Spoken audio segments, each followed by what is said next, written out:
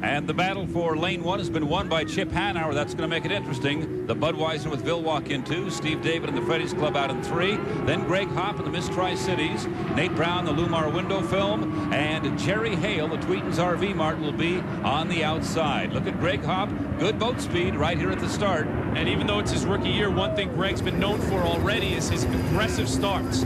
Good start by the youngster in the white boat in the middle of your screen. Look off to the right now. The O'Doul's Eye in the Sky showing you a little bit of a lead. The Budweiser over the Pico. And right here is where the Budweiser really accelerates well.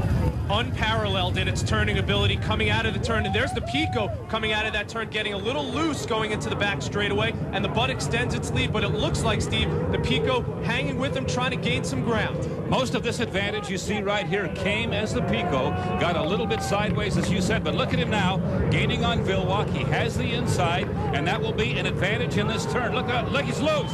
Oh, no! A terrible crash. The Pico got very, very loose just as they approached the apex of the turn, got into the Budweiser rooster tail, and where is Hanauer? Is the boat floating upside down? It doesn't look like it's floating upside down. It actually looks like it's right side up, but we saw parts flying everywhere when it got caught up in the Bud's rooster tail.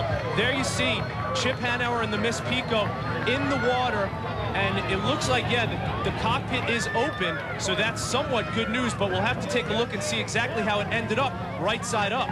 Looking again, the two boats at the entrance pin, it appeared the Budweiser was leaving a lane for the Pico, but it was not a wide one, certainly. Did Hanauer get into the rooster tail before or after the flip?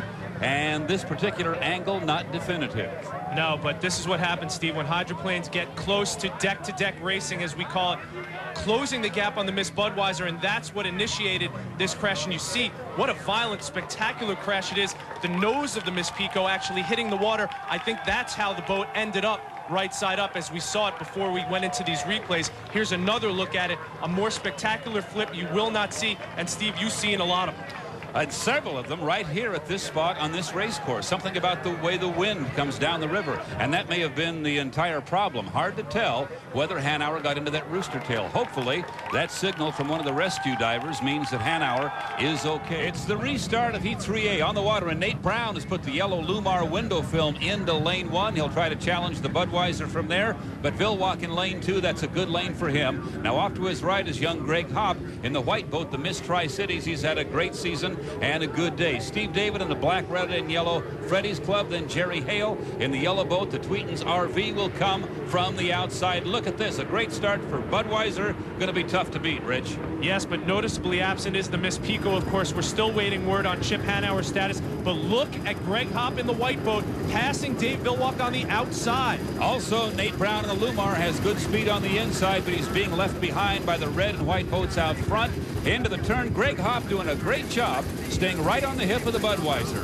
The Budweiser, with that great cornering ability, extends his lead a little bit. Greg Hopp, as we mentioned earlier in the day, a great starter, but doesn't have the speed right now to keep up with Dave Vilwalk and the Miss Budweiser. Right here, the acceleration of the Red Rocket, just tremendous. When Vilwalk puts the hammer down, this boat leaves the area. Now he has more than a rooster tail lead, and we're only a half a lap into Heat 3A. So impressive to think that all the drivers, when you talk to them before these races, talk about getting that inside lane. It doesn't seem that it matters too much to Dave Vilwalk.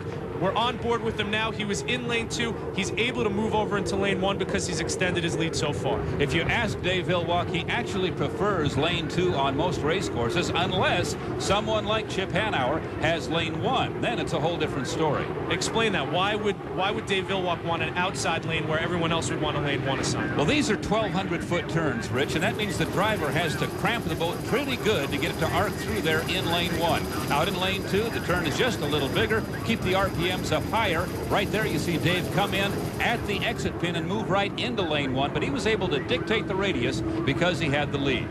Dave Vilwalk and the Miss Budweiser cruising right now in Heat 3A. Obviously, this is the restart. We saw earlier what happened, so all these racers might be a little bit more tentative. Not right now. It's not the way it looks. Dave Vilwalk laying the hammer down and extending his lead in 3A. Greg Hopp wisely settling back into second place. He's not going to beat Miss Budweiser, but a second place here gives him plenty of points to make the final, and it's a winner-take-all final. You got to be in the front row to have a chance at the big trophy. Another tremendous look, close-up view of the Miss Budweiser, the big red rocket leading the pack, and leading the pack very easily right now. This is as good as we've seen Dave Villwock drive this boat all season long. That is Nate Brown in the yellow and white Lumar window film, currently running in third place. That's going to be very, very close to putting him in the final. And Dave Villwock, a half a lap to go for another 400 national high points, Rich, and those are very important to this team. You talk to owner Bernie Little, who right now is camped under that Bernie's tree, as they call it, the entire Budweiser crew under that tree, for that matter. They talk about the 400 points in every heat being the most important thing. It's not necessarily wins from week to week, although they love to get wins every time they're out there, but they want the 400 points each heat to add up towards those national high points.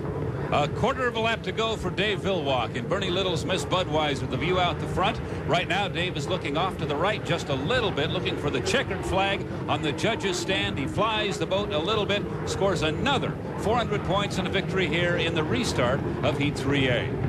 Dave Villwock expecting to be challenged by Chip Hanauer in this heat. We saw what happened to Chip in the Miss Pico, not racing in this heat after the restart, and Greg Hopp benefits from that with a second-place finish. Nate Brown will come by and score third-place points. That's going to put him right on the bubble for the final heat. We're going to have to do the math on this one. He's going to be close.